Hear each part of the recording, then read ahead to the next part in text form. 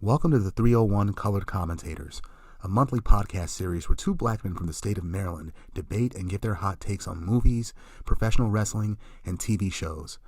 So have a listen, have a look-see, but nonetheless, enjoy. Hey, what's up, folks? How you doing? What's up, fellas and ladies? Yeah, ladies too. Yeah. 301 Colored Commentators, Season 2, Episode number 5. That's right. End of the month, end of August. Here we are. We're back. Literally the end of August. It's August 31st today. That's right. Facts. But we didn't want to leave y'all hanging. Not at all. We got a great show for you guys tonight. That's right. We're going to be talking about Ace Ventura, When Nature Calls.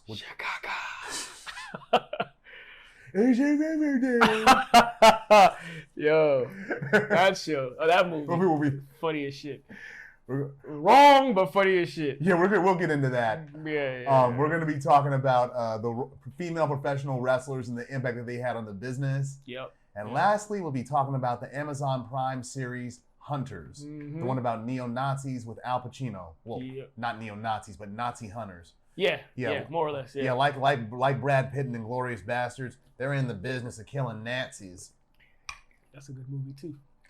Shout out to Tarantino. The way World War II should have ended. The American Jews murked Hitler over and over again. Yeah. It's very good. We'll get into it. This is a lot of. We'll get into it. Yeah, Hunters. It's a what if reality, pretty much a what if America. Yeah, but we'll get into that because there's the opening scene in there. As a Maryland native, it pissed me off, but we'll get into that. Yeah. So anyway, enough of my crying. What you been up to, man? Man, I went home, dog. Tell us where home is. Home is Ghana, West Africa. I just got back. Motherland. The motherland, the roots. It's been a while, long time coming. I think 2018 was the last time I was home, so it was good going back. And FYI, he said Ghana. He didn't say Wakanda. Yeah, the real shit, the Black Star. Yeah, exactly. Yeah, so because some niggas out there think that Wakanda's a real place in Africa. I mean, who knows? Who knows? I mean, what's it called? I saw a meme a few years ago saying they got a Wakanda for light-skinned black people. It's called Wakanda. Yeah. Wow, this guy. But yeah, it was great. Went home to witness love and spread love. So yeah, my cousin got married. Shout out to my cousin Joel and his wife Clara, now family. So that was dope. And then How's a wedding in Ghana compared to an American wedding? Oh, you never been to an African wedding, have you? No. Well, you go to mine one day. Yeah, but yeah, it was good. So usually the African wedding is in two parts. There's the traditional engagement, which is really the traditional wedding. So that was one part.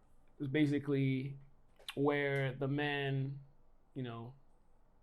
goes to the lady's family and, asks for their hand in marriage. It's traditional. I mean, that's already pre-planned, of course, but he goes to the lady's home, more or less, and asks the family for the hand in marriage, and, his family has to convince her family why he should give the lady up. Obviously, you have to pay the family, the due respects, dowries or whatever. But I mean, it's not as like root traditional, but the tradition is continued. So like it's already pre-planned. Everybody knows they're getting married, but you have to gotta go through the customs and stuff. Understood. So that was dope. My cousin is Ewe, so he's from my mom's side. He married a girl that's from the north, Upper East, actually from the same tribe as Rex. Oh yeah? Rex, yeah. So shout out to Rex. So yeah, it was different tribes, very distant, marrying. And then the second part was the white wedding, as we call it, which is the church wedding. We did that a few days after that. So that was dope. Saw a lot of family that I hadn't seen in a while, and then I linked up with some of my old homies from back when. So it was fire. It was just everything happened so quickly, and it was productive, dog. I had to take care of business over there, so I did that as well. How long was you there for? Like 2 weeks exactly. 2 weeks. Yeah. So it was fire. Just to be back home and get reacclimated to things. It's been a while. Obviously, the world is moving fast. So a lot of things have changed. A lot of things were the same. So it was good, dog. I hope to keep that pace going, going at least once a year. So that should be fire. Hope you do that. Yeah. So yeah, don't worry. When my time comes, I'll let you I'll let you in on an African wedding. I bet. Yeah. Then I'm in. Yeah. For I'm sure. in. I've already been to you in there, dog. I've already been to an English wedding. I've been to a Panamanian wedding. I've yet to have an African wedding. Yeah, you in there, dog. I got you. Bet. I got you. What you been up to?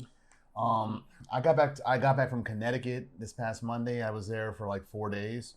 Yeah, just hanging around my family. Good stuff. Recharging myself pretty much. And I went to my old school, my college, University of Connecticut. Oh yeah. I had to go up there. The Huskies. I had to go up there just to get some jerseys after they won the tournament this year. Did you get basketball joint? Basketball joints, some hats, some shirts. I had some shot glasses too. New England shit. But what's it called? There was move-in weekend there, so. Oh yeah, so college is going back. So yeah, a lot of colleges are going back, and plus my school, it looks like an actual downtown. Stores are like an actual downtown region now. It doesn't look all run down like back in the 1980s no more. Yeah, they have a student union now. Okay. I tried to get into my old dorm, the one I stayed in for in the last 2 years, dice. but they wouldn't let me in. Man. But fine by me. I mean, I just came here to go to the co-op and get some shit. Now I got to get out of here. Yeah, man. Nah, I can remember. When was the last time you were out on the campus? When was the last time you were there? 2012 was the last time I was on campus. Yeah, hell yeah. And even back, hella different. And even it is hella different. Even back then, shit had changed a little bit to the point where I was like, I don't need to come back here ever again. Yeah. But I had reason to this year, 11 years later. I can imagine. Because even Maryland, the first day I stepped in, and what it looks like now, different world. Your student union looks like a fucking shopping mall down there. It's gradually cheap. When we first started there in the early 2000s, shit was different. The school is so much bigger and so much newer. It feels almost borderline like Ivy League, dog. It is. It's like our old high school too. Yeah, it's like we went same thing. Yeah. We went to our old high school. Well, last time I was in there was 2003. May of 2003, and even then I was looking around like, this is not so what it was before it was renovated. Makes you feel old and shit, man. Yeah, it's like they took the paintings down. Like, what the hell? Yeah, exactly. But It looks bougiefied, extra bougiefied. I mean, this is Bethesda, so I'm not surprised, but it looks very different from when we were there. Yeah, but that's things have changed. What else has been going on? I saw that Barbie movie. You actually saw this shit? I actually saw it, yeah. You liked it? To my surprise, yes. Ah. To my surprise, I liked a lot of the themes that they put in there. I'm going to get you a nice little Ken t-shirt for the next episode. Oh, fuck off. Dog, I'm trying to get you in that. Dog, inclusion. You got to be... Dog, I'll get you a nice Ken t-shirt. How about I get you a treasure troll? How about that? Why, dog? You saw the movie, you repped for us, and now, so yeah. I only wanted to see that shit for myself, and I ended up liking it. Not enough to actually call myself a fan of Barbie. But... Nah, I'm going to get you a Ken t-shirt for that. I'm not going to wear it. We're going to make a poll. If you want me to get Sai a Ken t-shirt for the next episode, let us know. I'm going to get that joint ASAP. Get him a Sting t-shirt from WCW. Beaver Ken. Ken Beaver. But yeah, let me know if you want me to get him a nice Ken t-shirt. Sting from WCW. Our latest Barbie fanatic right here, dog. I know Barbie fanatic. Dog, I'm going to get you a Ken t-shirt. I'm going to get you a Sting t-shirt with a crow. I'm going to get you a Barbie play doll house next episode. I'm going to get you some face paint. If y'all want me to do that, I'm going to get you some face paint so you can look like Sting. So you can like Sting. The rest of you hate the most. Watch it. All right, yeah. Move it on. Let's go. All right, what's it called? Yeah. Let's talk about our first topic for the night. Ace Ventura, When Nature Calls. Chicago. It was released November 8th, 1995, and directed by Steve Edekirk. It was a sequel to 1994's Ace Ventura, Pet Detective, and Jim Carrey reprises his role as the title character. In this film, as with the previous one, he's a detective who specializes in the retrieval of tame and captive animals. But this time, he's summoned to Africa to locate a missing bat in order to prevent a massacre between two warring tribes. Yeah, fictional place, Nibia. Is that what Nibia? Is that what it's called? Wait, at the beginning, Bonai Nibia or something. It's fictional. But it's fictional. Like Wachutu, Wachati. Yeah. I think they're fictional too. Definitely fictional, of course. Also co-starring in the film are Simon Callow, Ian McNeice. Sorry about the delay, Ace. And Sophie Okonedo, who was in what's it called? What's that joint? Hotel Rwanda. She was in Hotel Rwanda. Yeah, she was Don Cheadle's wife. Yeah. And Tommy Davidson, who co-starred with Jim Carrey on A Living Color and grew up around the way for us in Summit Hills. He went to our high school, actually. And went to our high school. Yeah, he makes a cameo appearance in the film, too. Yeah, the film was critically panned, but it still grossed $212 million against a $30 million budget. But because of the bad experiences that Jim Carrey and the director had, Jim Carrey did not want to reprise his character again after this role. Yeah, this scene. What happened? It wasn't clear? That was clear. It's like delays or like rewrites. And Jim Carrey's like, no, fuck this. I'm not doing this again. Anyway, the last one was funny as shit. This one was sillier than the first film, and it was like Jim Carrey. They gave him like free reins to say and do whatever. It was better than the first one to me. Better, I think the first one had more of a whodunit type mystery. I mean, yeah. So yeah, exactly. In that sense, yes. But as far as the comedic aspect, this one is definitely funnier. This one's funnier. It's more. Yeah. I want to say it's a little more over the top and more silly. Jim Carrey is like. He proved that he's a rubber-faced rapscallion. He improv a lot of this shit probably, too. Probably. Like the do I have something in my teeth? Yo, I mean, from the get-go, like, at the beginning when they're doing a parody of the cliffhanger scene. Yeah, cliffhanger, yeah. He's fucking trying to save a raccoon, dog. Of all animals, a raccoon, dog. He loves all animals. Except I thought you loved all animals, Mr. Ventura.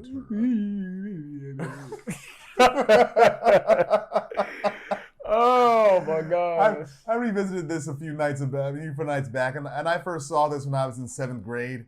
Back when Jim Carrey in the mid-90s, when Jim Carrey was the shit. He reminds me of John Moolah. Reminds me of him. Yeah, shout out to our boy John, White Pac. Yeah, He reminds me of him. Yeah. From back then, because when I first saw it, I think in 8th. I remember in class, art class, which John was in there, he used to come in there and do the Jim Carrey walk and imitate the Ace character. So ever since then, I kind of associated the character with him. I gotta see him do that if he can still do that now. If he can, yeah, because back then he actually did a good job. The Jim Carrey's his like rapid fire facial expression changes were just funny as hell. Shall we go to jail? Shall we go to jail?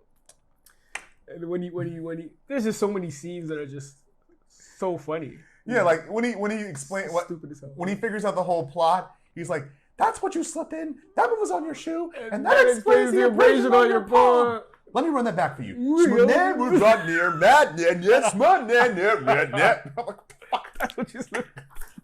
The day of redemption is at hand. Repent, and thou shalt be saved.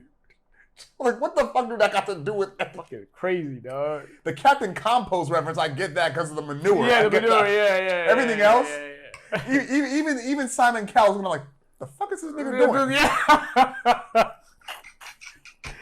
Hey, bruh. Yeah, man.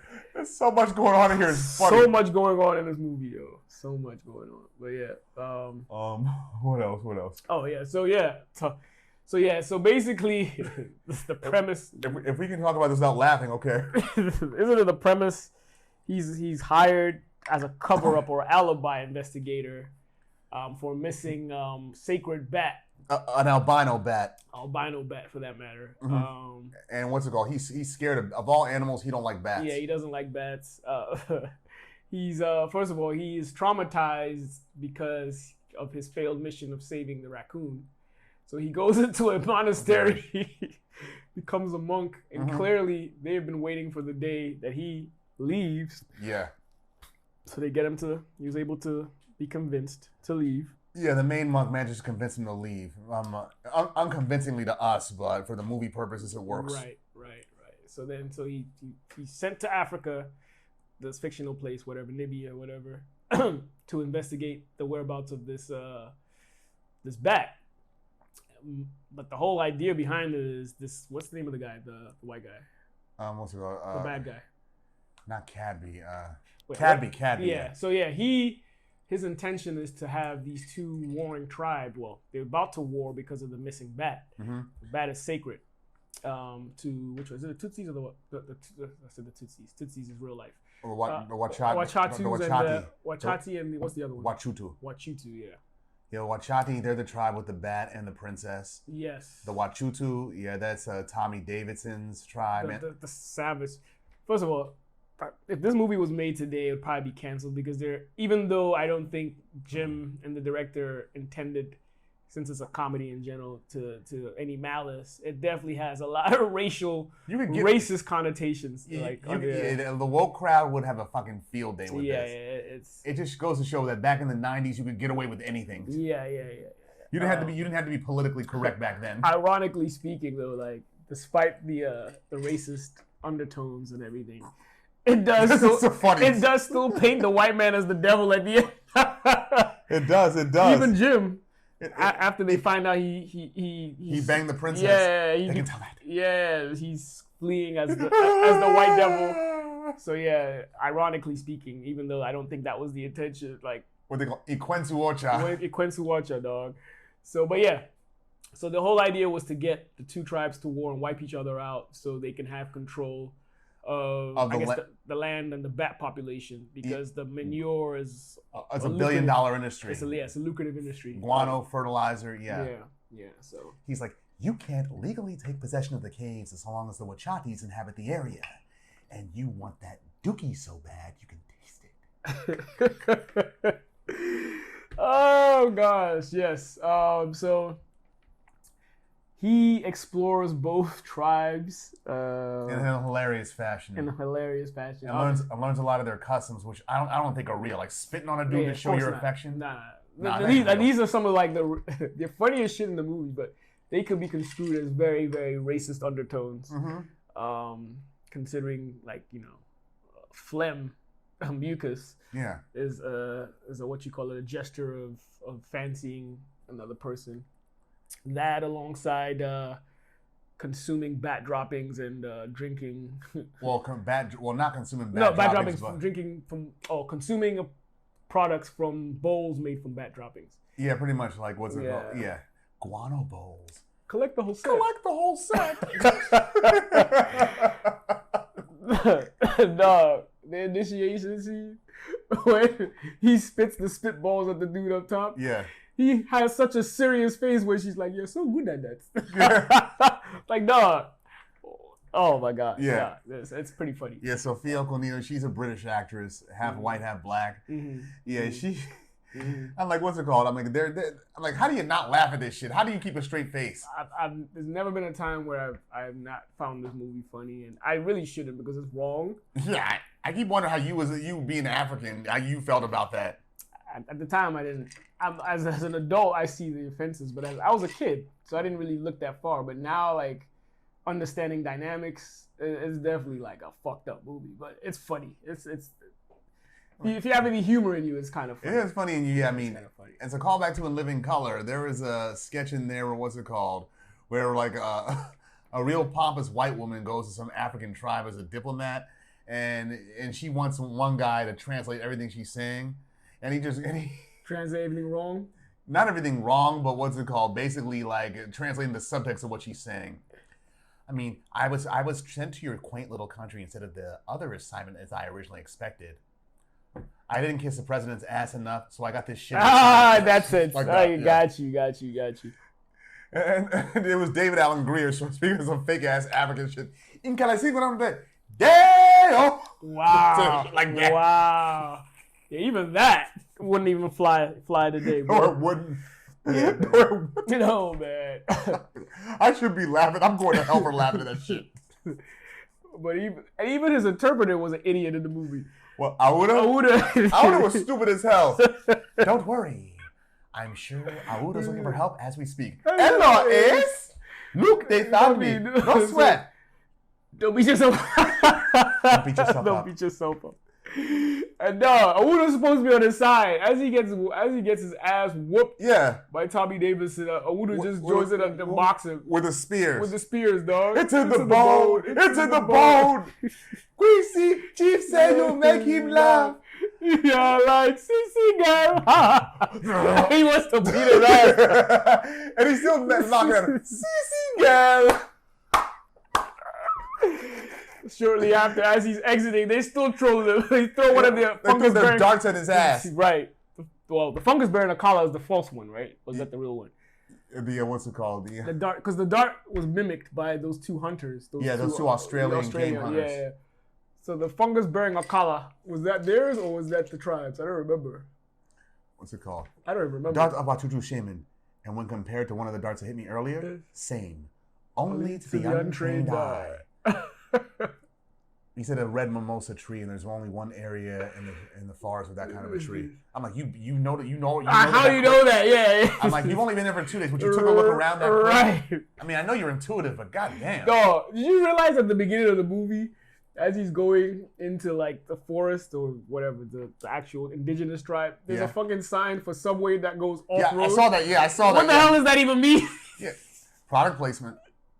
I guess. But like, in that area, context to the movie, is like, what? What? Yeah. Why is that there? Why is that there, dog? A gag. Yeah. Oh my gosh.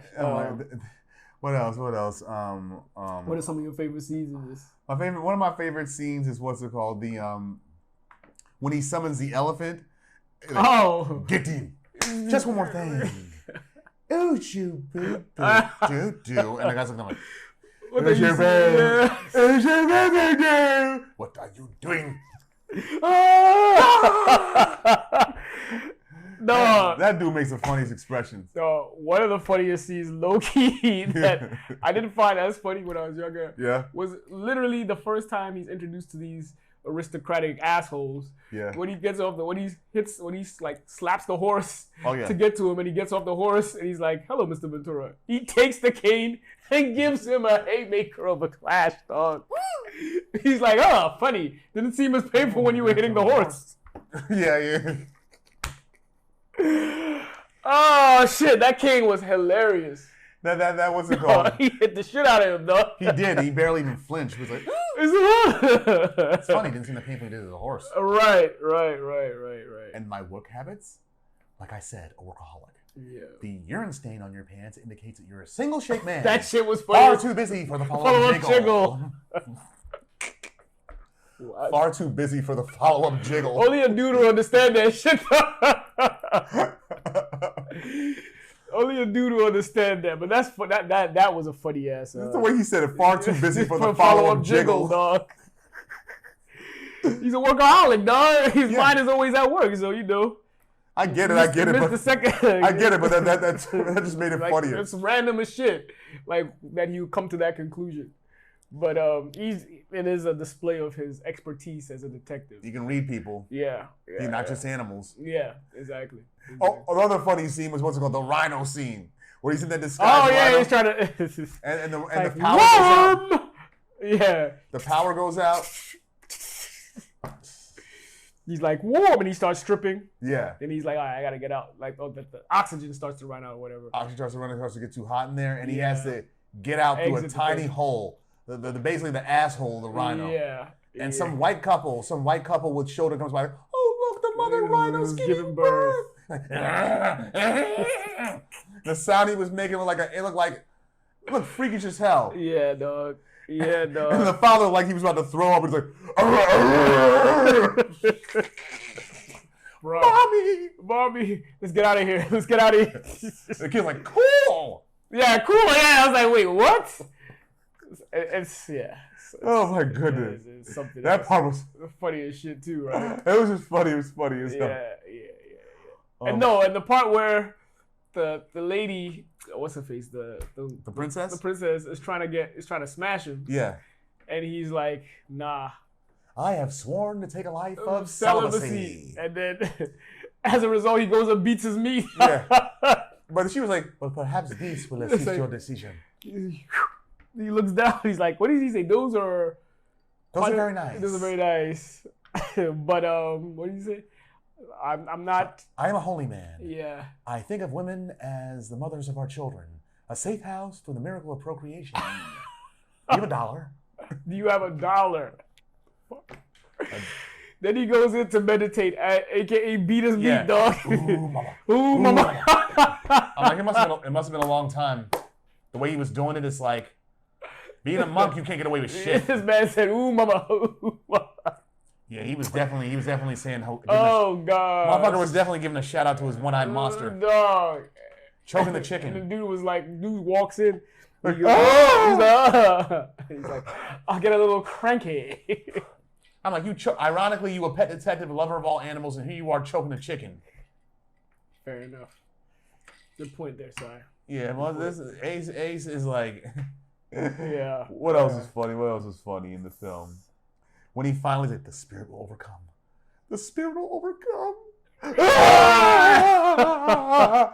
He's tripping over shit, falling over tree branches. Struggling to overcome his phobia or whatever it is that he has against bats. Phobia, yeah. It's like, pet detective coming through. Clear a path, people.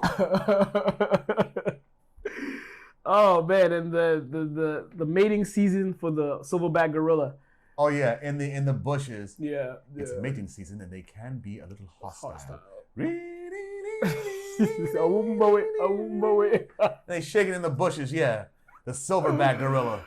Oh, man. You hear that? What? Silverback. Yeah.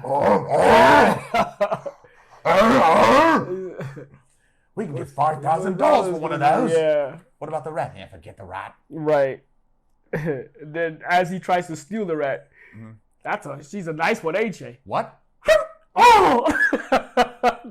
The sound effects he makes when they hit it with the dart. Oh! Goes down, all he sees is their feet, and he gets attached to that rat. Like, how you survive that? Seriously. You should be dead. Seriously. Strapped to that thing, you hit a rock or something. Yeah. Oh, man.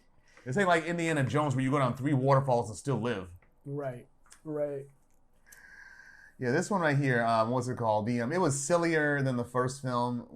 Carrie went a little bit more over the top as the character. What's it called? It was... In 7th grade, this was talked about a lot. This and the Cable Guy. Oh, yeah. That was around the same era. They came around the same time, I feel like Dumb and Dumber was close, too, right? A year before. Yeah, okay. around the first Ace Ventura. Okay. Dumb and Dumber. Jim Carrey, he was a beast in the 90s. He was a rare form around that time. Yeah. Even what's it called? His more serious jokes like Man on the Moon and The Truman Show. Truman Show was good. Yeah. I mean, that was influential even to this day. Look at the most recent season of Black Mirror with the Everybody Hates Joan episode. Still haven't watched it. Yeah, that shit right there was like good. That episode was like there was like true. It reflects what they're doing with the writers, what the writers' strike is afraid of with AI replacing actors and whatnot. And it was more like the Truman Show 2.0.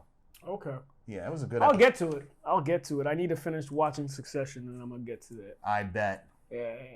So, but yeah, dog. Who else is in this? That one zookeeper in the film, the one who did the whole eye thing with my brother used to do that. Quinn. I think his name was Quinn in that joint. I remember him from what's it called? Shawshank Redemption. He was the warden in there. Oh yeah. And Demolition Man, where he was. He was in there too. He was bald in there. Bald, yeah. He was a police officer, right? Yeah, he was the chief. It's Stallone. He hated Stallone's character. He did. Oh yeah. What do you think you're scratching, caveman? Yeah. Yeah, that was around that whole era of mid 90s. 93. Early to mid 90s movies. Yeah. Yeah, and some actors are just known for their time in the 90s, really. Yeah. Like Kevin Gage. Who's that one? He was in what was he in? Heat. He played Waingro in Heat. He was one of the people that Nicolas Cage killed in Con Air earlier in the film. Okay. G.I. Jane, he was in that too. He was a drill sergeant. Okay. Yeah, I just remember him from the 90s, nothing else. Got you. Yeah. But yeah. What else you got? I'm trying to think of other scenes that were great. I mean, outside of the test, when he, Oh yeah, in the Wachutu tribe. Yeah, that was interesting. Giving birth on and she pushed out a fucking Cabbage Patch doll. Seriously. Yeah, women they can give birth, but they don't expectorate children like at that velocity. Yeah, absolutely. At any velocity, really. Yeah, that was wild. I'm trying to think. I guess more or less, it's not so much the scenes that are as funny as the dialogue in this movie. Like the quotables and the random, and how he says the dialogue too. Yeah. Ace Ventura, pet detective, and you must be the Monopoly guy. Hey. Yeah. Thanks for the free parking. No, when he first goes into the tribe, and he's like, Bumblebee Tuner, your balls are showing. They did not know about disease until the white man came. And in the trailer, they showed him say, I am fighting something. But they don't show that in the movie. They edited that out. They did take that out. They kept that in. That part was funny. Yeah. It's like your balls are showing. Like, shh. But yes, but to the natives, Chicago. Chicago. Oh. Shish Kebab, Right. Shawshank Redemption, Chicago. Hey, no, he was about to get destroyed when he stepped on that shrine. You remember when he steps on the shrine, he's like, yo, Oh, Chicago. Exactly. He's like, holy shit. Hey, take it easy. Yeah. I'm a rookie guy. And then, Then he starts getting on the thing when the guys are looking. Yeah. I'm surprised Awuda didn't alert them. Yeah. Well, Awuda's a dummy. Awuda's an idiot. Yeah, I was just about to say idiot. that. He's an idiot. So, I'm not surprised. Okay, super. Take care. Bye-bye then. Are your legs sore? Do you need me to carry you? So I have a very high pain for. I have a very high threshold for pain. Holy monkey!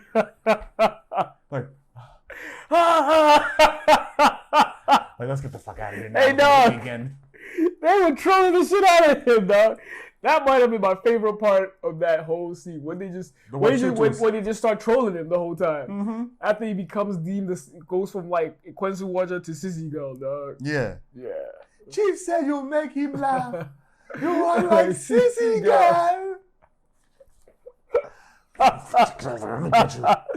You're supposed to be on my side. Mm-hmm. Oh my gosh. Uh-huh. Yeah, man. But yeah. I've only met you. How do I know? Well, good point. That's the only smart thing you said. Yeah, I know. Only smart thing I would have said the whole film. Exactly. And then getting everybody to get against the real white devil, the Cadby. Yeah, exactly. Quincy Watcher. Let me guess. White devil? Yes. Do you speak white too? I'm like, this nigga right here. Dog. I'm like, this nigga right here. You silly motherfucker. Yeah. The movie's wrong, man. It's wrong. Like, in hindsight, it's so wrong. But, nah. Then again, so was the first Ace Ventura, really. What's it called? Talking about transsexuals. Yeah. Wasn't that a hermaphrodite, though? Was she not a hermaphrodite? It was some Bruce Jenner shit where they had all the work done, but they still kept their junk. Ah, okay. So I don't know though. Finkel, what was Wink? Lois Einhorn, Ray Finkel. Ray Finkel was originally a hermaphrodite, but he or she. It was a man, but what's it called? Switched it up, yeah, because he tucked his dick between his legs very expertly on some Buffalo Bill from Silence of the Lambs type shit. Yeah, apparently they slept with him or her. Or what's it made out? Or made out at least, but what's it called? When Roger Predactor, the dude from the Dolphins, or what's it called? That's why Roger Predactor's dead. He found Captain Winky. What? He found he tried to pull the girl's pants and what the fuck? Yeah. Sorry, you gotta go. Yeah. You gotta go. I can't have you revealing my real identity, nigga. Yeah. But yeah, watch this movie at your own risk. It's funny. Yeah, it is. Partially because it's nostalgic, because we enjoyed it as kids. Yeah, we enjoyed it back when we were 12-year-olds. But I don't know if I'd have received it the same way if I watched it. First watch it. Yeah, first one. Like, this was my first watch. Yeah. It's still funny for me just because, it still has a lot of that childhood, nostalgia and stuff. And it's like, it's Jim Carrey humor. If you're into it, you like it. If not... Yeah, if you were a fan of Jim Carrey growing up, this is for you. If it's your first time seeing Jim Carrey, yeah, you might not. You might not. It's just a hit or miss for you. So, yeah. Yes, sir. What's the next one? Okay, next we talk about female professional wrestlers and the impact that they've had in the business. Yep. Okay, we'll be focusing primarily on the WWF / WWE, but let me just go back to some history right quick. You see, some promotions, they're actually exclusively for women, while others, they just have a separate divisions for women, much like what the WWF had and the WCW. Did they have that too? So I started watching WCW in like 1990, and women at the time were more or less in the capacity of managers only, if I remember quite well. They might have been a women's sector, but I don't recall it. Yeah, they like I recall the WWF one. In 1990, though, that's when they got rid of the women's division in the WWF. They got rid of the women's title and only sporadically had women's matches. Like during the New Generation Bret Hart era, Alundra Blayze was like the face of the women's division, but that didn't last long. It wasn't a hit with the fans. Ironically, she was the only, well, not the only, there was a few others, but she was the face of women in WCW in the 90s. Like she was Medusa. When she was Medusa, yeah. For the Dangerous Alliance. And she famously, when she left the company, she threw that belt in the trash on Nitro. She did, huh? Mm-hmm. Yeah, I believe it. Yes. Among the nations in the world that have women's professional wrestling, whether their own promotion or having women incorporated into like the mainstream promotions are Australia, Bolivia, Japan, Canada, Mexico, the United Kingdom, and of course the United States of America. And also, have you ever noticed how in professional wrestling, when the announcer is like introducing the women, they never reveal the woman's weight at all? Oh. Yeah, the WWF competitor, a lot of promotions, I never actually paid attention to that. They never say their weight at all. Yeah. I noticed that. Like during the matches, I saw a match between the Glamour Girls and the Jumping Bomb Angels. See my shirt right here, the JBAs. Goats. The best female tag team I've ever seen. Best female pro wrestlers. They're fire. But I saw a match between the Bomb Angels and the Glamour Girls, and I noticed they didn't even announce their combined weight at all. Combined weight either. Not at all. Just where they're from and what their names are. I never paid attention to that. That's a great point. Yeah, they say that, that it's tradition that they don't announce the weight of female professional wrestlers because the whole adage about if you don't ask a woman her age, do you? So don't ask her her weight. Polite. Yeah, politeness. Yeah. And there are plenty of all-female promotions out there, but they're mostly independent. Like, for example, in Australia, the sole all-female promotion for pro wrestling is the Pro Wrestling Women's Alliance. The PWWA. PWWA, okay. Yeah. I see. But in the United States, though, there are currently 4 major professional wrestling promotions that actually have a unified women's division with a title. The WWE, who, like I said moments ago, they did away with that. They did away with that back in 1990, but slowly, sporadically brought it back. And now the women's division in the WWE is something to be reckoned with. I mean, look, it's just as competitive and as cherished as the male now. Although some of them women from what I heard, some of them women they can come with it, like Mickie James or Charlotte Flair. That's a bad bitch. I heard. Like I don't watch wrestling anymore, but the little bit I saw, I've actually heard that their matches are actually really good now, and like they're good performers and great athletes. That's why the women's division now is very competitive. And the fans adhere to it, whereas before it was just like just there, an additive. But now people actually subscribe. The women actually have real. I mean, not that they didn't have real personalities in the '80s, but I think now it took a backseat to the men. Absolutely, now it's like up there with the guys, like. And they can come with it. These girls, they really practice. They're professionals. They Absolutely, put on a show. They're great athletes. Like so, yeah. Like for example, in the Attitude Era, they had some good pro wrestlers in there. Chyna, Lita, Trish Stratus. Yeah. They were good. Yeah. But because they were hot, good-looking women, often put in like bikinis, and Chyna posed for Playboy too. Yeah, and it was also like the Attitude Era, which was very sexualizing women. Yeah. It was very objectifying. A woman was just sexual object. So it just kind of put the actual performance on the back seat. To their sexual appeal. I mean, Lita really. Like Lita, I always took her as a tomboy who could wrestle, right? Because she could do it. She was the first woman I saw that could do a hurricanrana. Yeah, it took me. Here's what took me to notice that she's actually hot. Her dancing with the Too Cool crowd, Rikishi, Scotty Shibata, them dudes. Grandmaster Sexy. Yeah. Her and the Hardy Boys dancing with them at the end. It's like, I never noticed it till now. God, I want to smash you. You're hot. Yeah, I hear you, man. I hear you. I think it's also like parallel, kind of, sort of, to like other women's sports, like soccer. Women's soccer is doing really well, both in the club level and the international. Like the World Cup just went; it was great. Like they put on a show. They were balling. Like it wasn't just women kicking the ball. It was strategic. There was skill. I mean, this is not the first time. Like the previous World Cup I watched was also good. But it's getting progressively better, and like we are actually respecting it more than before. I think it's the same thing with the WWF or WWE, I guess they call it now. Like us, it's always going to be the WWF. Yeah, it's always going to be WWF for us. But like even when you go on their platforms, like on the websites and on like TV, like platforms that actually hold a section for WWE, there's actually a section specifically for the women's wrestlers, so because their personalities they're real. Yeah, in 2015 they revamped their women's division. The WWF, they revamped their women's division by hiring mainly independent wrestlers and not models. It was initially known as the Divas Revolution and later known as the Women's Revolution. The women's promotion. They got the WWE. They got Impact Wrestling, which was formerly Total Nonstop Action Wrestling, TNA, Ring of Honor, ROH, and All Elite Wrestling, AEW. And there are a bunch of independent promotions with women's pro wrestling divisions and championships. And Impact, their female pro wrestlers were branded as the Knockouts. That's what they called them. Like for example, remember WWF used to call their women wrestlers the Divas? Divas, yeah. Up until 2016, they did that. And Ring of Honor, their female talent is known as the Women of Honor. Okay. Yeah, they're really trying to big up their women now. I mean, they're not trying to sexualize them as much anymore. Yeah. Because that's another thing that made me want to get out of pro wrestling. Like, what's it called? Like, for example, what was that chick's name? I forget her name. Donna something. Dawn Marie, that's her name. She had a storyline with like Tori Wilson.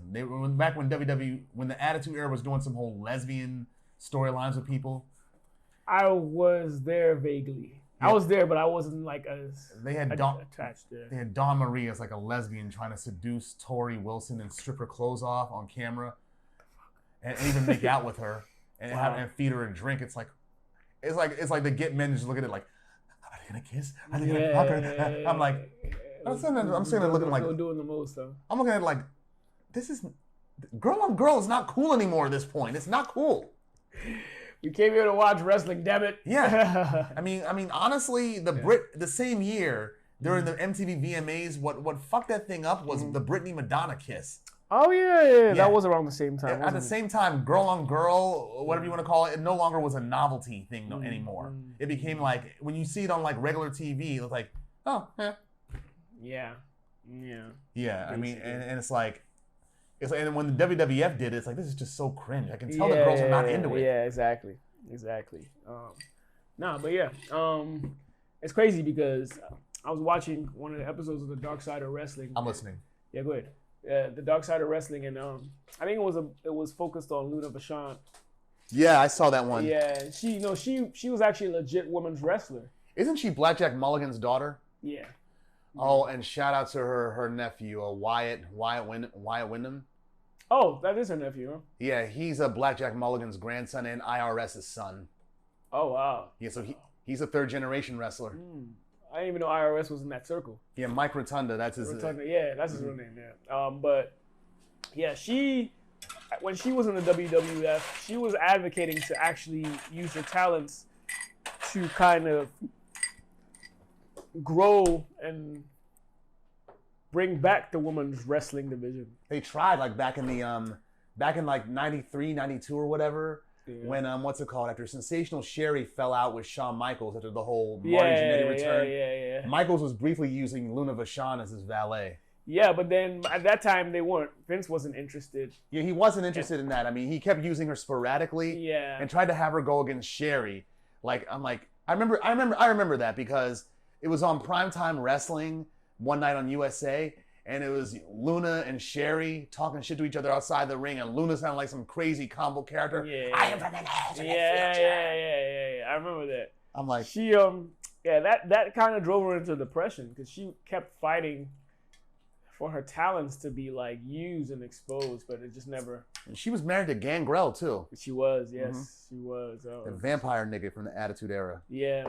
So she fell into depression and hit up the whole drug addiction stuff and drug abuse. A lot of people were like, yo, if she were to be in this era, she would flourish because she's actually a very, very talented wrestler. Yeah, But because she wasn't on the attractive side, they didn't really know how to use her. Because they were diverting more or less to the sexual or sexualizing.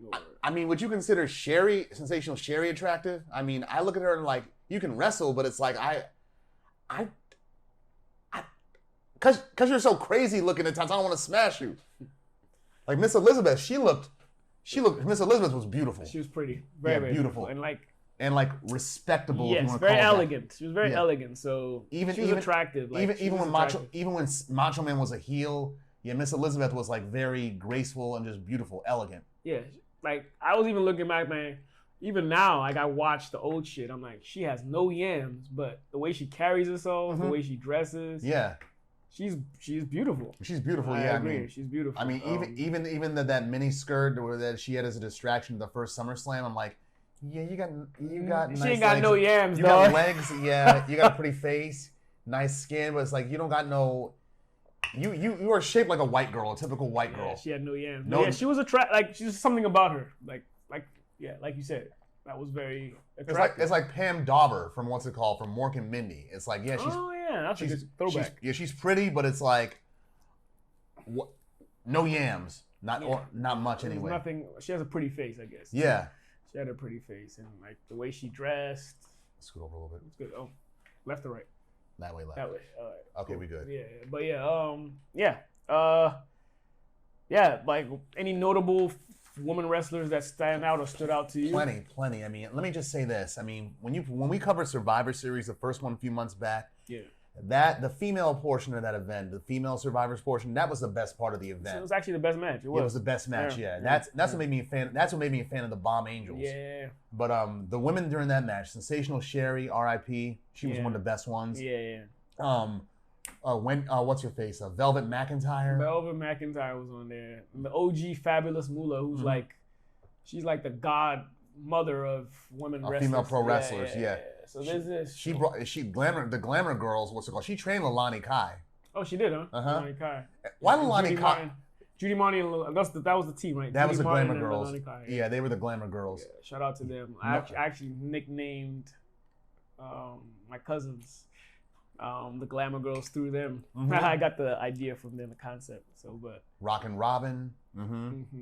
She was one of the good ones. Yeah, she was. That's Jake's sister, right? Yeah, Jake the Snake's sister. Yeah. Former. She held the title. At one point. Yes, she did. I think she was the last person to hold the title too in 1990. Yeah, before they dissolved it. Yeah. So. And she said my ring name was just lazy. Rockin' Robin is just the first thing I thought. Yeah, it was like no effort. Yeah. No effort. Yeah, nothing. Yeah. But yeah, they were good performers too.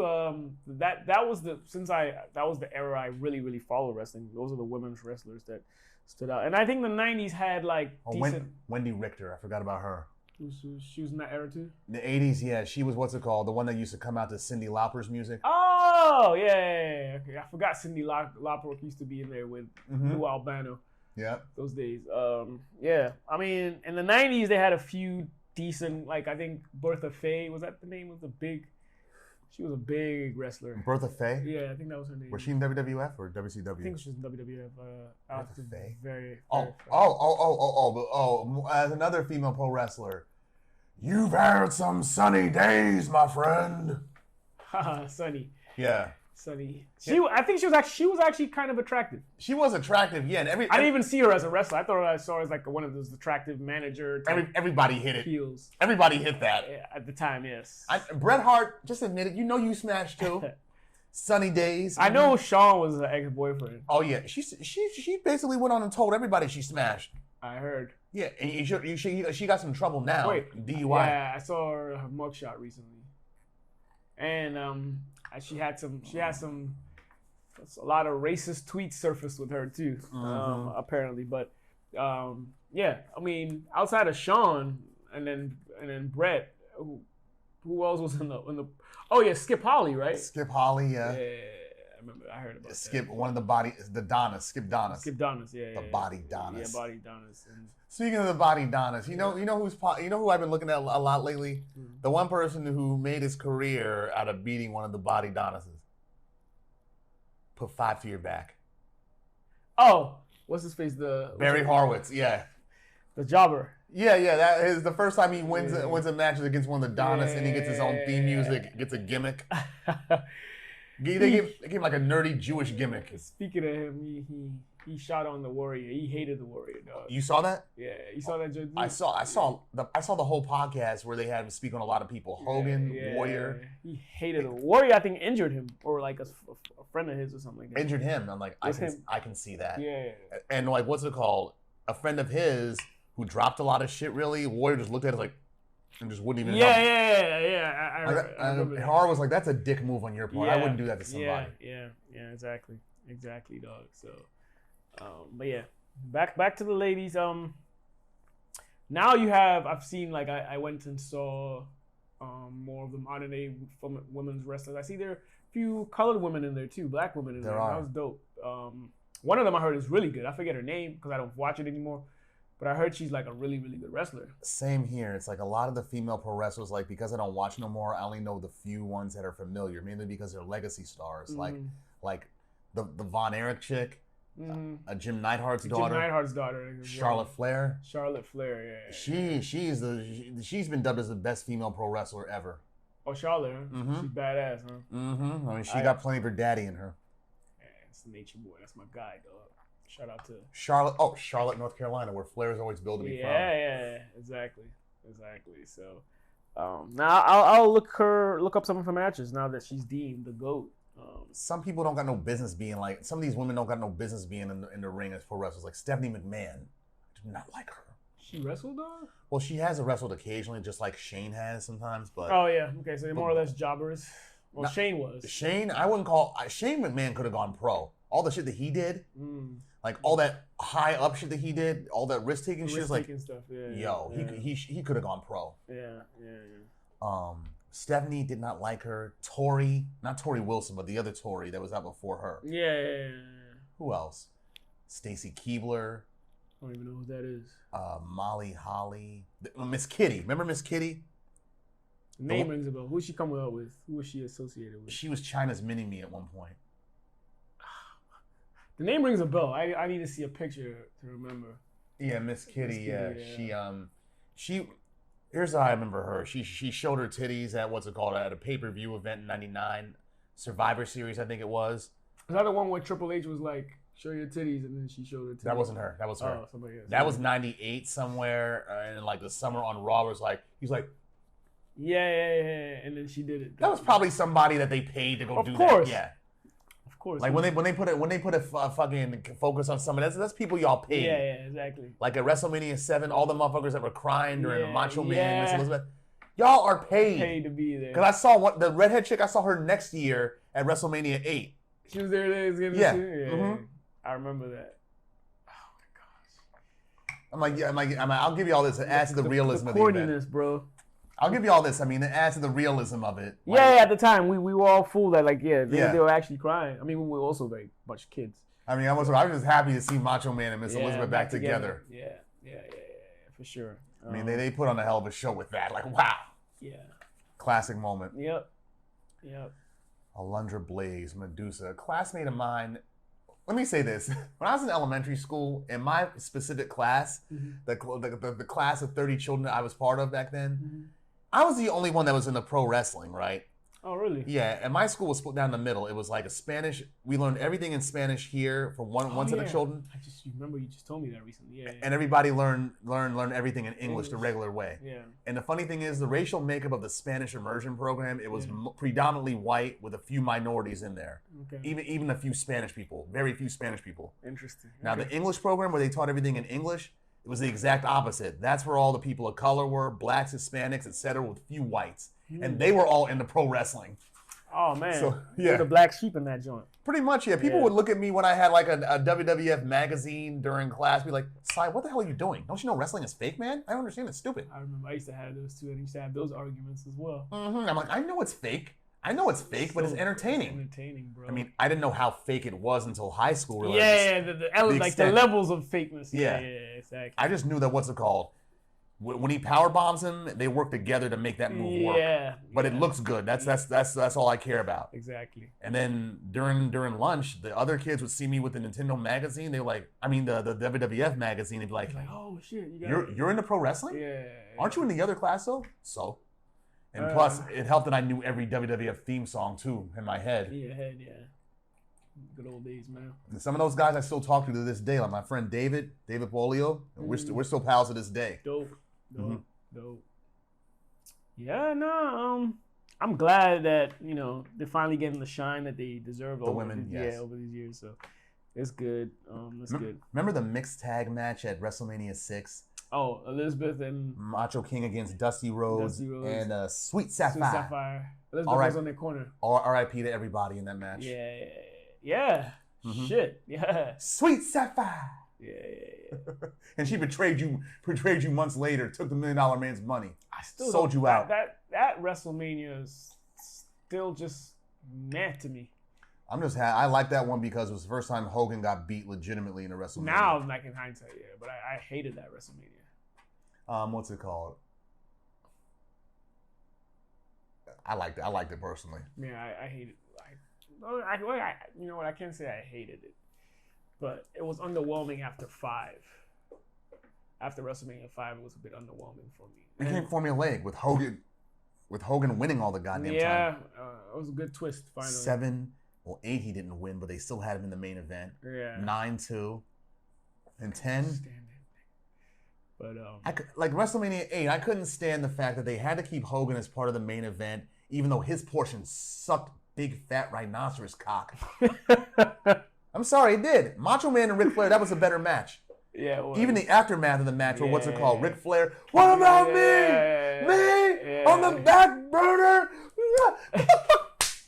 The fuck out my way, Elizabeth. Let me beat his ass. And Shane McMahon was in the ring too. It was one of the suits. Yeah. Trying to pull Savage off. I was happy he retained the title. It was not the same though, but I was happy he regained the title. Me too. I mean, I told people months before, like weeks before, this is gonna happen. Macho Man's gonna win that belt back. Yeah, he did. One of 2 title changes at that event. Yeah, the Intercontinental was the other Rowdy Piper and Bret Hart. Yeah, that was a good finisher.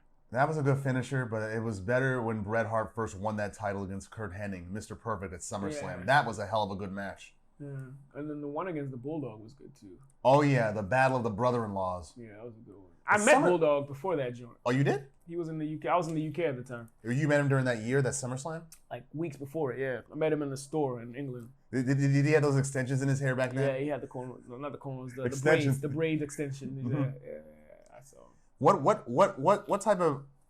What part of England is he from? Is he Cockney or something else? Some niggas, they change it every time. First he was Leeds, then he's from Manchester, so I don't know where the fuck he's from. So I can't tell. He's just from England. Like they always switch where he's from, so I don't know exactly which part of England he's from. And they always switch the dogs too. Back then it was Matilda. Then it became Winston. Yeah. The Bulldogs. I like the Bulldogs. Yeah, they were a great tag team. Very good tag team. They were great. Yeah. Dynamite Kid.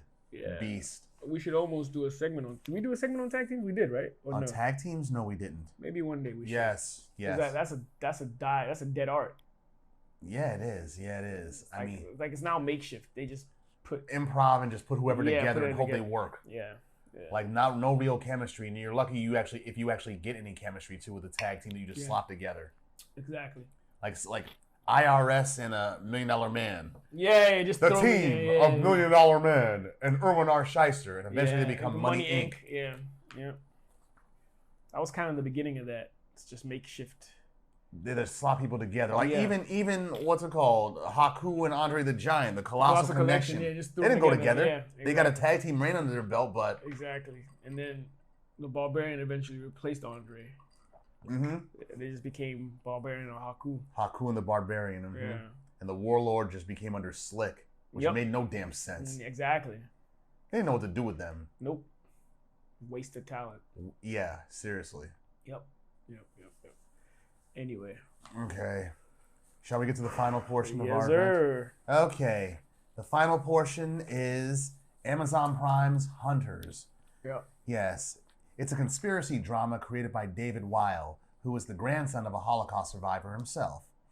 Yeah, the first season aired in February 2020, and in August of that same year, the series was renewed for a second and final season, which aired almost 3 years later. Yeah. January of this year. Yeah, both seasons were 10 January episodes 12th, each. Actually. Yeah, January 12th or 13th. Oh, yeah, his birthday. That's why he knows. What are you talking about, dog? It's his birthday. Yeah, 1/12/83. But but what's it called? Yeah, the Hunters. Yeah, it follows a diverse band of Nazi hunters living in 1977 New York City. Yeah, they're a very diverse group. Some Jews, blacks, Asians. Yep. Yeah, and it's 1977 New York City as well too. You can tell by certain aspects of it. Yeah, this group of hunters. They discover that numerous escaped Nazi officers are conspiring to create a Fourth Reich in the United States. And Al Pacino, he's the main character. Well, not the main character, but the most well-known actor in the series. Yeah, he plays Meyer Offerman, the leader of these hunters, who recruits his grandson, Jonah, played by Logan Lerman, to help him stop these Nazis all throughout America and the country. Yep.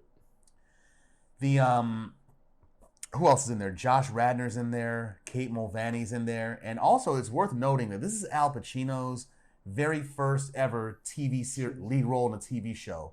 He said he regrets not taking more in the past. He does, yeah. I mean, he said that he missed out on plenty of television offers because the whole thing back then was his agent was telling him, "You don't do television." Yeah, you're a movie star. Yeah, but that was 30 years ago. Right. Yeah, with the success of people like, I want to say, Matthew McConaughey and Woody Harrelson in True Detective, the first season that is, yeah, it pretty much opened the doors for traditional film actors to actually do some television stuff, even if it's just streaming. Yeah. Okay. Yeah. Also for Hunters as well too, a parallel plot element for Hunters was the discovery of Operation Paperclip. Yeah, my history buff over here, he was shocked to learn about that from the show. Yeah, I didn't know that shit. Yeah, for those who don't know, Operation Paperclip was a U.S. government-sanctioned operation that relocated Nazi scientists post-World War II to the United States. Why? Because we needed help against the Russians with our science programs. The Cold War. They created cover identities for these Nazi scientists, American names, probably taught them how to blend in with Americans too. Yep. Basically gave him witness protection. Pretty much. Yeah. We just gave him. After I heard that, I was like, "This nothing makes sense anymore." Yeah, the opening fucking genocide motherfuckers, and you just take them in like, nothing happened. Yeah, the opening scene Money for this. Talks. Money talks, exactly. Yeah. The opening scene for this series, it has a waterfront backdrop, an aerial shot of a waterfront property. And it says Chevy Chase, Maryland. Yeah, that shit was wild. Chevy Chase, Maryland. What the actual fuck? I'm saying he grew up in Chevy Chase, but we grew up on the border of Silver Spring, Maryland, and Chevy Chase, Maryland. Like East-West Highway / Grub Road. That's a dividing line right there. Yeah, I grew up on the Silver Spring side, but even I'm offended by this. Yeah. First of all, Chevy Chase, it's rich as fuck, but not that rich. Okay, the waterfront property they're showing. Yeah, the waterfront property they're showing, that's got to be fucking Cambridge or somewhere Eastern Shore. Like no bullshit. No bullshit. I'm like, what? I was like, at least be a little bit more realistic. Yeah, exactly. It's like this past season of Power Book 2, Season 3, where they reveal that guy, Salim Ash Freeman, to be Trevor Nelson from Silver Spring, Maryland, and they proceed to give him a Bethesda type of background. Like, Republican, adopted by a Republican white family, does equestrian shit. Oh yeah, I forgot about that. I'm like, that guy is not Silver Spring. Yeah, he's Bethesda, straight up. Whoever wrote this episode of Power, do your fucking research on my town. Tell him, sorry. But Jordan Peele was one of the executive directors in this. And season 2. Yeah. Season 2, he executive produced season 2. Yeah. I was like, that's cool. And I can see where he had influence in season 2. He does. He definitely does. I mean, with him, he makes an opportunity to introduce the element of race into his work, which is fine because it needs to be talked about. Which makes me wonder what his next movie is going to be. I mean, is he going to turn the DARE program on its head the way he turned Hands Across America on its head? Yeah, right. Yeah, because do they still do the DARE program? Do you know? I don't think so, but they still got the memorabilia around. Yeah, they do, and a lot of it is parody now too. It's like, what's it called? I saw a DARE shirt the other day. It said, instead of saying drug abuse resistance education, you know what it read? What? Dispensaries are really expensive. Hey! That's funny. That's funny. The characters on here though, Biff, who's a congressman, but really a neo-Nazi, not a neo-Nazi, but a Nazi Third Reich member in hiding. I mean, that was the opening scene was his establishing character moment. You see the waterfront property, that's actually his. And he's having a barbecue for his wife and kids. Yeah. But then someone recognizes him as a Nazi. Yeah. And he kills everybody, including his kids and his wife. Yeah, actually, I was like, whoa. Where is this show going? I remember when I first saw that. It's like, that's crazy. And then there was really even crazier. There was Travis Leak, who's an American neo-Nazi and a very sadistic, psychotic supporter of them. Yep. He was the craziest part. I mean, you saw when he subdued, captured that black family in their own home. Mm-hmm. I was like, this guy. Throughout the show, he's wild. He's crazy. He's very like empathetic. Not empathetic. No. What's the opposite? No, he has no empathy. He has no empathy whatsoever. Anti-empathetic. Yeah, like at the end of season 1. He's very stoic and very he's cold-blooded. Just very cold-blooded. He's crazy. He's psychotic. Yeah. I mean, he is a psychopath in how he does his thing. Like, he knows right from wrong, but he doesn't give a fuck. And he's always also like very enamored and he finds a humor in like killing sometimes. Like he's smirking and like, oh. He's sadistic. I'm about to kill you. Yeah, he is sadistic. Yeah, he's very sadistic, and it's like, it's like, what's it called? And like, for example, in the end of season 1, when his parents, he doesn't even have a Freudian excuse. His parents, they weren't racist at all. He doesn't have an appetite for this that was bred by them. He does have an appetite for it, but it wasn't bred by them. It's just there. It's just how he is as a person. Yeah. And like at the end of season 1, when his parents, they get a Jewish lawyer for him, I'm like, what the fuck were y'all thinking? Yeah. He kills the guy in prison in order to recruit more neo-Nazis to his cause. Yeah, in jail. Like, this motherfucker is that deep. Yeah, he is. I swear, Chappelle's character, Clayton Bigsby, would love him. Right. His character is very similar, in that sense, similar to one of the shooters in Columbine back in the day. Yeah, the Klebold Harris joint. Yeah, because one of them was enamored with Hitler. Yeah, and they performed the massacre on Hitler's birthday, April 20th. Yeah, exactly. But like one of them came from like a very, liberal home. Like his parents were very like liberal and they probably smoked weed around him, and also very like empathetic and nice people. And then he just was like straight, very psychopathic. Yeah, and it's like, although I think with he had just a joy in hurting. Although I think with the Columbine shooters, one of them was the real ringleader, the other one just went along as a peer pressure. The ringleader one, Harris. He's Eric the one. Harris. He's the one I'm talking about. Yeah.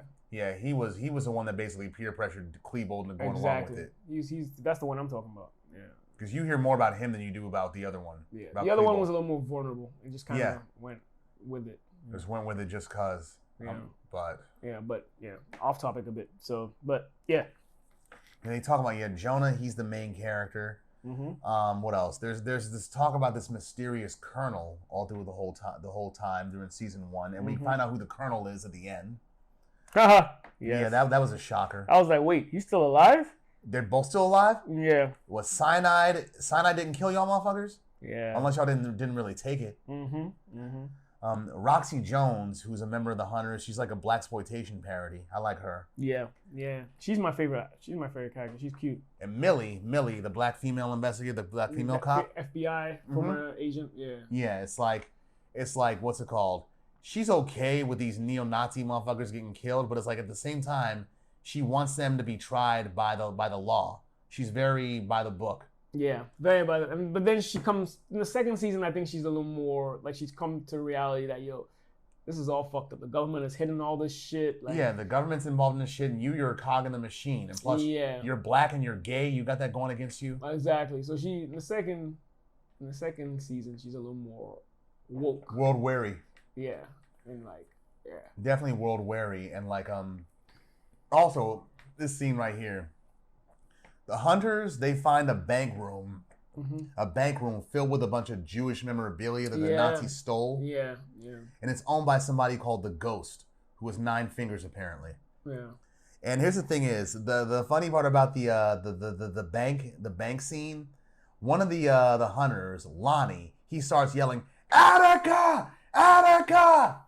And the funny thing is, cast members Al Pacino and Carol Kane, they were both in. It's a reference to Dog Day Afternoon. Yeah, of which Al Pacino made that line, "Attica!" America! I didn't even catch that. Yeah. Al Pacino and Carol Kane, who's also in the series, they were both in Dog Day Afternoon. Got it. I mean, they did that on purpose as like a reference point. Yeah, because that was also in The Bank, right? Yeah, The Bank. That's the one he did with Fredo. That's the movie he did with. Is that the one John Cazale, yeah. Mm-hmm. Where he was trying to get money for a sex change operation. Yeah. Throwback. And it all took place in the span of one day on the hottest day of Brooklyn. Yeah. August 22nd. Was that was before Godfather? After?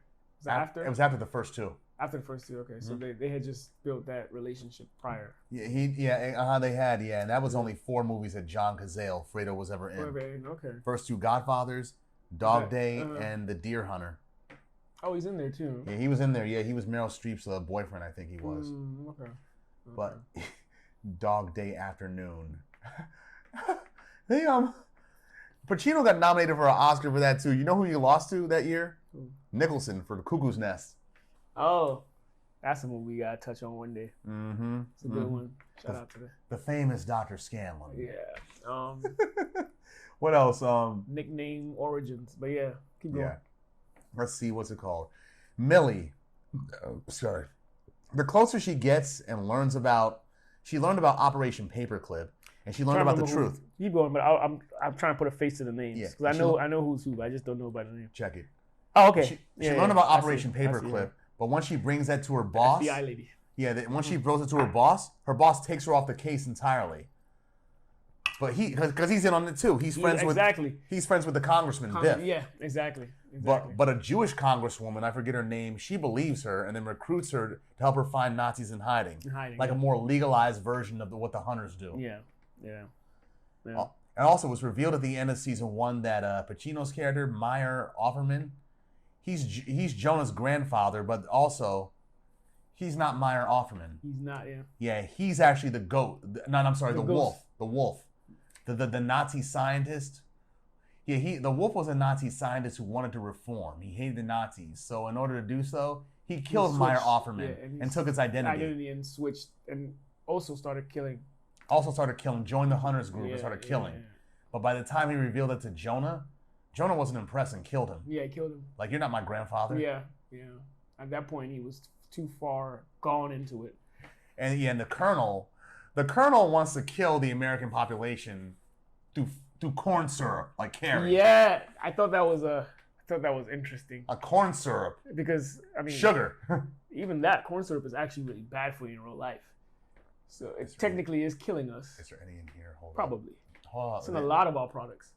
There are no sugars in everything. It's like vitamin C. Yeah, it's really bad for you. So generally speaking, it's one of those products that is slowly killing us. I thought that was pretty funny about the show. Yeah. Because it was real in its own little hidden way.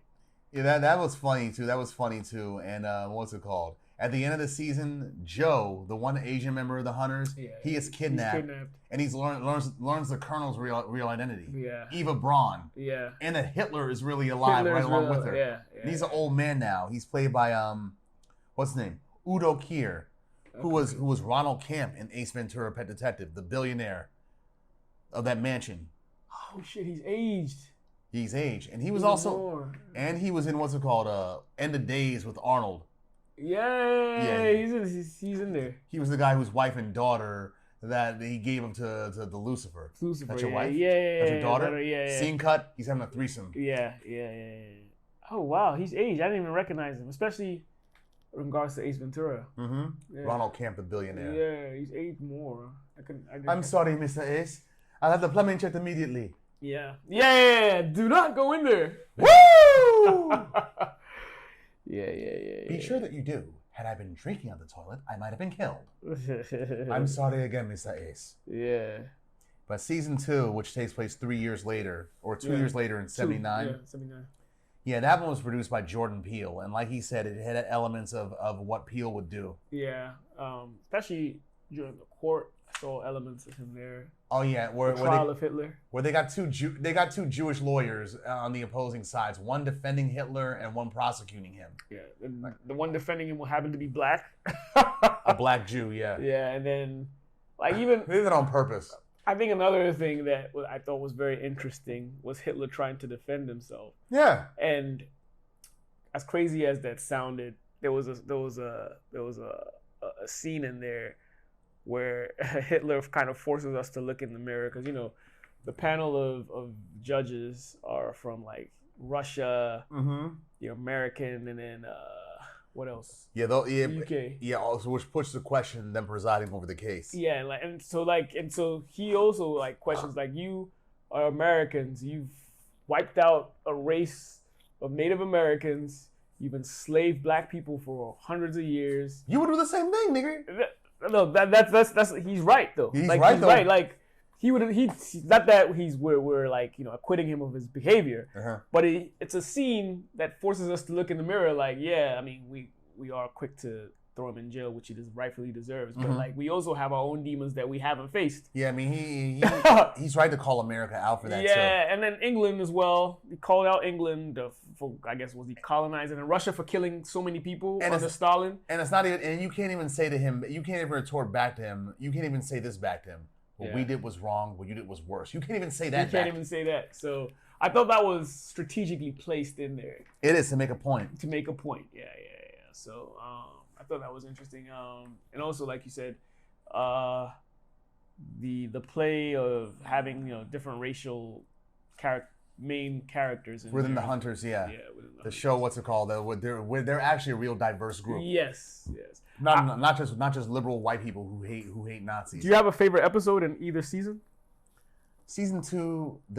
Here's my favorite in the end of season 2, when Hitler gets sent to jail, and he's reduced down to a number. Right. Right. Do you know who I am? Ironic. Now you get the same treatment you put Jews through. Yes. Yes. Yeah. As an added bonus, they should have tattooed a number onto him. Yes. I mean, yeah, this is a what if America pretty much. In this one, Hitler goes to jail and becomes a statistic. But like I said earlier, I prefer Inglourious Bastards, Tarantino's version of World War II. How World War II should have ended, the American Jews murking Hitler over and over again. I'm like, motherfucker, he's already dead. Are you trying to empty the whole clip? Yeah. Like, I ain't mad at you, but go ahead. He deserves that. I think my favorite episode in either show was the house one. The house one?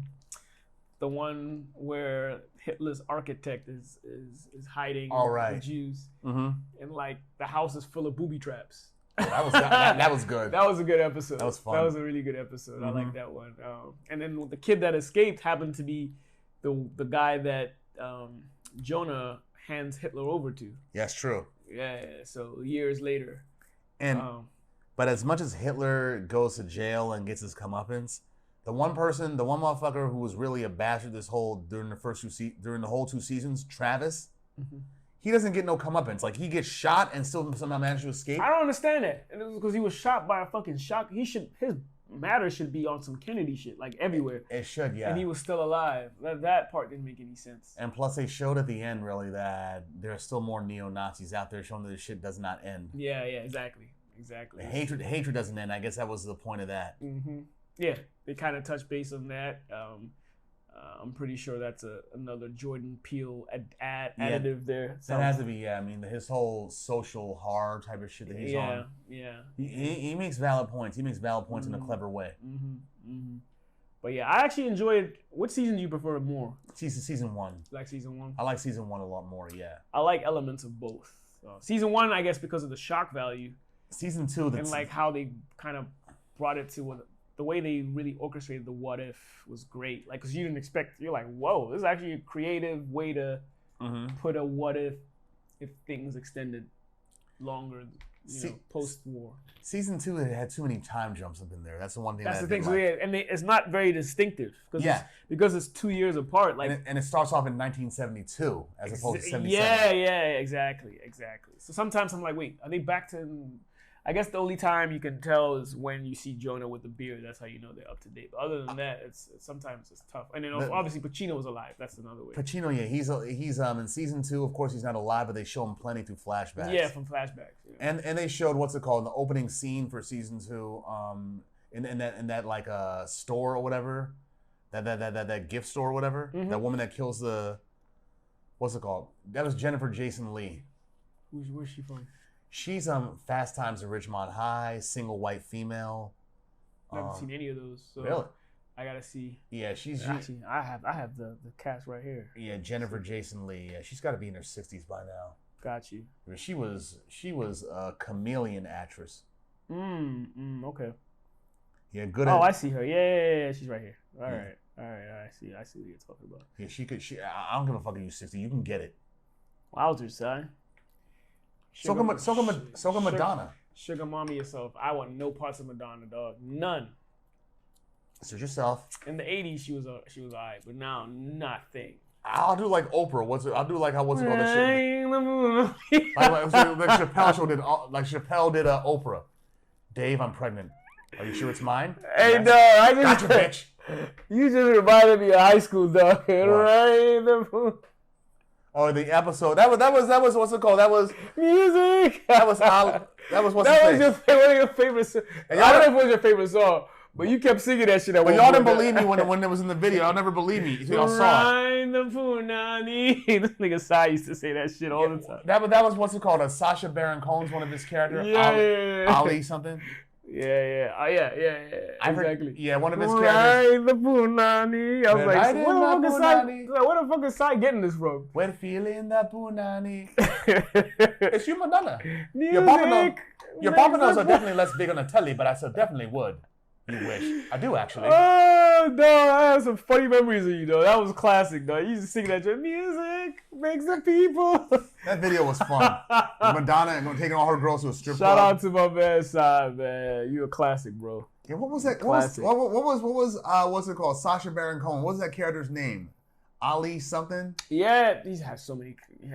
His Borat. Borat was great. I even want to do that movie one day. That shit is hilarious. Borat, when I saw Borat back in 2005, at the end of it, it had me there are many scenes in the film that had me wondering. I was laughing at first, and I'm like thinking in my head, wait a minute. Should I be laughing at this? Shout out to Hazmat, dog. Like the naked wrestling scene with that big fat Arab nigga in the hotel. Hazmat. It was Hazmat, dog. Where he's naked with his head Hazmat, dog. in a 69. The funniest, but not so funniest scene is the fucking USC college boys that got in trouble because that shit was not scripted. You know they got in trouble. They really did? Yeah, I think they got kicked out of USC. Oh, wow. Because they were like objectifying women and like, yeah. So that part, I think they tried to sue Borat. It caused a lot of controversy. That film. Yeah. Oh my god. I want to find the bitches. Should I say Sacha Cohen? Yeah. Yeah, not Borat, but they try to sue him. I want to find bitches and hoes. Skeet, nigga. When he went to the hood? Yeah. You know when he went to the hood? Yeah. Pamela, my Pamela. Dog. Yeah. That's another interesting movie. Borat, and he hates Jews. Ironically. And Baron Cohen's a Jew himself. He's a Jew himself, exactly. So. Borat. Yeah. But, yeah. Anything else in this movie, the show that stood out to you? I just wish it would go. I wish it would have gone on. I wish it would have gone on to see Jonah as the real Jonah as the lead now for the Hunters. I wish it could have gone. This girl at one point pissed me off. I was like, leave that bitch. The one he married? Yeah. At one point she was pissing me off, dog. Mm-hmm. Like, dog, he's doing the right thing. Just let him do it. Yeah. She was like, no, you're a murderer. I was like, bro. It's for a good cause. Bro. Nobody gives a fuck about Nazis. Bro. You don't fall back. Let this man kill Hitler. Yeah, let them kill. It's for a good cause. Yeah. Okay, some killing is for a good cause. Yeah. Like the motherfucker that killed Osama bin Laden. Good for you. Right. Although I heard recently that he's under some kind of prosecution or some law trouble recently. The guy that actually led the shot on bin Laden. The Navy SEALs? Yeah. Mm-hmm. Got you. Like you got my support. Should I do a OnlyFans? Did I say OnlyFans? Whoa, God there, damn. buddy. You want to do OnlyFans for him? I meant a crowdfunding page. Yeah, OnlyFans. You want to do OnlyFans for him, huh, sir? No. What is your content going to reveal? Chicken. Okay. So Chicken and liquor. Good luck with that, broski. OnlyFans. Good luck with that. OnlyFans. How do people even subscribe to that dumb shit? I have no clue. I mean, they got porno stars that do OnlyFans. Like, why am I going to pay for that shit when I go to Pornhub and see you for free? Some people like the premium content. I don't understand the point of paying for porn. I don't understand. Never mind. I was gonna say That's cool, dog. You don't gotta say no more. I think we get the picture. The internet made it free. Who has to pay for shit? Hey, dog. You're a legend, Beaver, dog.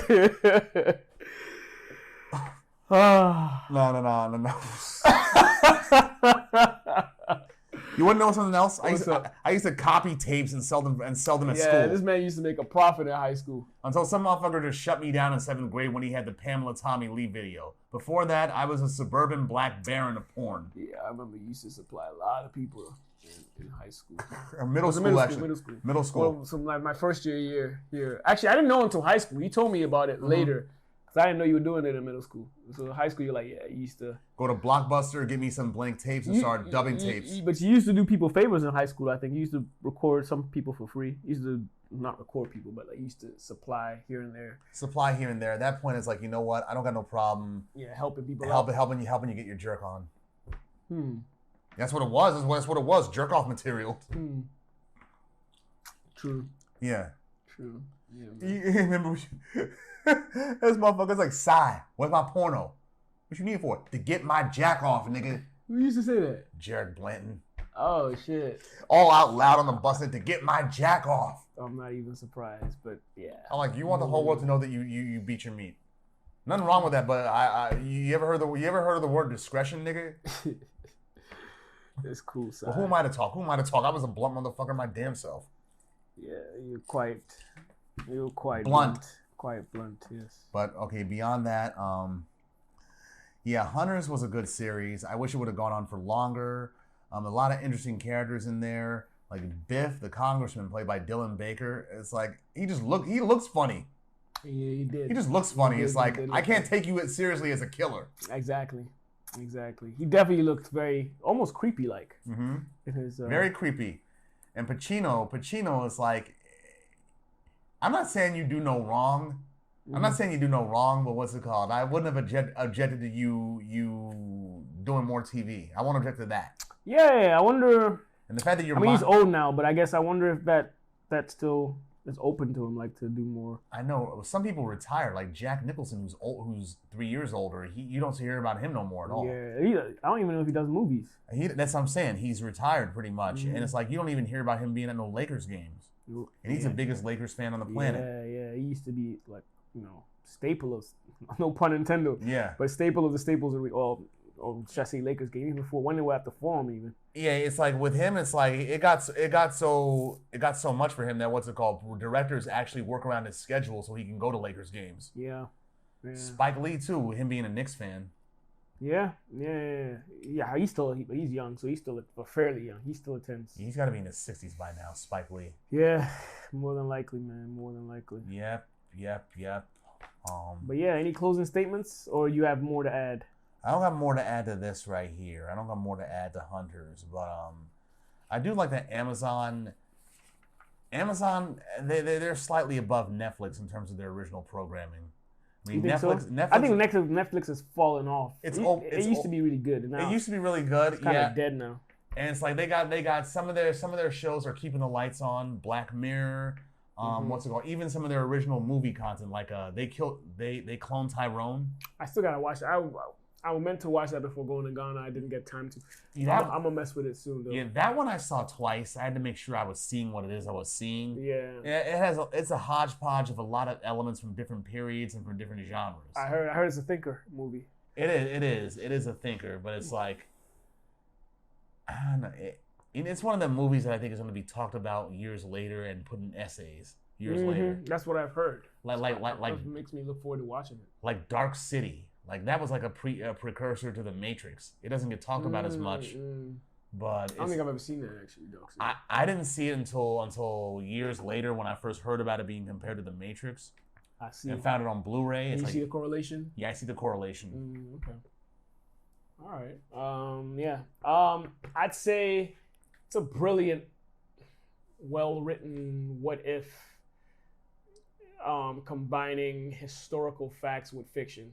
And then kind of making the fiction, combine it with a little bit of thriller, suspense, and, drama. And I think they did a fairly good job. There were some areas that still like are head scratchers, but all in all, I think it's a pretty good script as far as post World War II, if Hitler had survived and continued to try and reestablish another Reich, and people trying to counter with the whole element of government trying to keep everything secret. I think it was some of the elements were well written in that aspect, but there's still some gaps and loopholes that I'm just kind of like. Yeah, as stated, it's a conspiracy drama. Yeah, exactly. Yeah, it's a shame. It is to some extent. It is a conspiracy. It is, drama. and it's a damn shame it's not going on for more seasons too. I mean, it was creative and very well written. Yeah, I agree. I think it's a good show. Yeah, check it out. I definitely would recommend it. Yeah, 10 episodes per season. It's not going to take long. Yeah, even more so than Ace. Ace, like I said, is hit or miss, but I think this is actually has decent historical context incorporated in, fiction. Another film that's like a what if version of America. Have you ever seen White Man's Burden? I've heard of it. I haven't seen it. Yeah, where like the racial roles of black people and white people are reversed. We're on top and they're the oppressed minority. But it's like there's a lot of things in the film where they could have gone. What is that on? It was a movie that came on HBO like back in the 90s. Okay. It's John Travolta and Harry Belafonte. Okay. Yeah, there's a lot of things in the film that make you think and wonder that they didn't touch on. Like, for example, in this reality, is there a black KKK? Did white people create blaxploitation? And if it is, what's it called? Whitesploitation? Whitesploitation. There's no hip hop in that reality. Heavy metal is the music for the angry white minority masses. I'll check it out just to see how that concept played out. And is there something called black privilege in that reality? It raises a lot of questions. Yeah. That they don't touch on in the film. They rely on a lot of stereotypes, like a black, like what's it called? Overeager cops beating on men. In this case, overeager black cops beating on white men. Okay. I'm like, yeah, we see that with the exact opposite in the real world, but it's like having it reversed. It makes you think. It's like, is this wrong? Given the historical. Yeah. It's like OJ. And PTSD. Yeah, it's like OJ. Yeah, it's like we all know that nigga was guilty. Yeah. But it's like people were celebrating in the street because it's like the first time that black people got over on a white man in open court. Yeah. I know exactly what you're talking about, bro. Yeah, but other than that nigga, that like Uncle Ruckus said, that nigga is guilty. And he didn't help his case no further by putting out a book called If I Did It. I know. Nah, I think the proof is in the pudding for OJ. But yeah, nah. That's about it. That's about it. Yes, it is. You guys all comment about the various topics that interest you. Ace Ventura. Let us know some of your funniest scenes. Like, subscribe, spread. Spread, yes. Pause. Yeah. No, not pause. Spread the content. I'm using it in the right context. Oh, yeah, sure. This guy. And then, yeah. Also for Hunters, season 1 and 2, great show. If you haven't watched it, go check it out. Yes, if you indeed. watched it, let us know what you think. Some of the scenes that mind-boggled you and some of the scenes that stood out for you. And any female pro wrestlers you think we might have missed or you think that we might really have some appeal to us, let us know in the comments as well, too, because we know we didn't cover everybody. And especially you guys that watch modern-day wrestling. Yeah. Because we don't follow it anymore. So comment about some of the great and outstanding female wrestlers and performers that are in the game now. Indeed. And also, I don't think I forgot, if you want me to get Sai a Barbie shirt, or should I say a Ken shirt for next episode, let me know in the comments.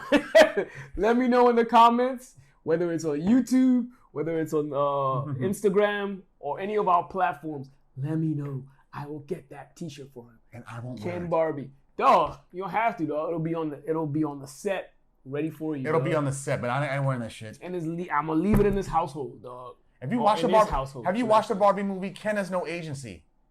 Well, you do now. The fans want to see you in a T-shirt. And you want me to see him? Ken's a white man. If you want to see it, don't matter, Si. A blonde-haired white man who has racial inclusion. If you want me to get my man Si a T-shirt that has a Barbie or a Ken, a black Barbie, let me know. I'm gonna get it for him, dog. He seems to like the movie. He seemed to be a fan. He's raising awareness to Barbie. So holler at my dog. Let me know in the comments. We appreciate y'all tuning in once again. We love y'all. And just like that, deuces. Peace. We out. Stay in your seat.